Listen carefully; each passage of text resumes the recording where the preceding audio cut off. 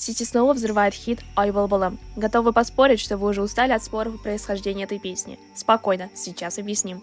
Специально для вас миллиард татар и эксперты Института языка, литературы и искусства имени Каримджана Ибрагимова разобрались в ее истории. Несмотря на существование различных точек зрения о происхождении песни, специалисты и Али уверены, что песня была записана не в фольклорной экспедиции, а в кабинете экспериментальной фонетики при Казанском университете. Кроме того, в предисловии к нотному сборнику указано, что исполнитель Султан Галиев – выпускник Казанской татарской учительской школы. Сведения Центрального архива по спискам учащихся, а также указание места рождения исполнителя дает основание полагать, что это будущий известный советский политик татарского происхождения, один из руководителей наркомнаци Мирсаид Султан Галиев. Ну а в фортепианной обработке песня была опубликована не в 1923 году, а в 1913 в Казани музыкальным мастером Сайфуллиным издательства Каримовых. Кроме того, исполнители и исследователи народной музыки первой трети 20 века уверенно обозначали татарскую принадлежность песни. Например, известный слепой скрипач Козлов, признанный авторитет как татарской, так и башкирской фольклористики, в своей статье о пятизвучных гаммах татарской и башкирской народной песни относит «Ой, был-былым» к татарской народной музыке. Хотя он отмечает в ней влияние музыки других народов. Действительно, на основании сходства мелодий с песнями других народов можно утверждать, что мелодия является интернациональной, зародившейся в национальную эпоху,